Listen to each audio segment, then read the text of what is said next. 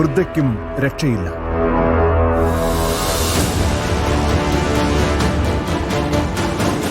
സംഭവ സമയം 95-കാരി വീട്ടിൽ ഒറ്റയ്ക്കായിരുന്നു.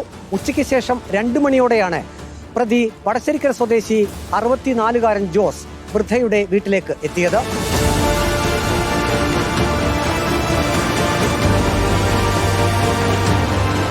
മുറിക്കുള്ളിൽ കയറിയ പ്രതി 95-കാരിയുടെ വായിൽ തുണി തിരുകി. തുടർന്ന് ബലപ്രയോഗത്തിലൂടെ പീഡിപ്പിക്കാൻ ശ്രമിച്ചു. 95-കാരി ഉച്ചത്തിൽ നിലവിളിച്ചു. നാട്ടുകാർ ഓടിയെത്തി. നിലവിളി കേട്ടാണ് താനും ഓടിയെത്തിയതെന്ന് പ്രതി കളവ് പറഞ്ഞു. 95-കാരി പ്രതിയെ തിരിച്ചറിഞ്ഞു. നാട്ടുകാർ പെരുന്നാട് പോലീസിനെ വിവരമറിയിച്ചു.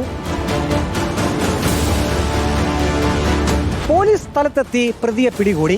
പ്രതി മദ്യലഹരിയിലാണ് പീഡന ശ്രമം നടത്തിയത്.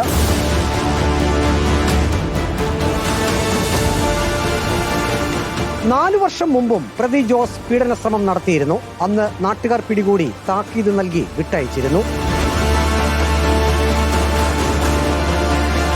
ഡ്രൈവറാണ് പ്രതി ജോസ്. 6 മാസം മുമ്പ് ഭാര്യ മരണപ്പെട്ടിരുന്നു. കോടതിയിൽ ഹാജരാക്കിയ പ്രതിയെ റിമാൻഡ് ചെയ്തു. Reporter Praveen Purushothaman, in reporter, Pathanamthitta.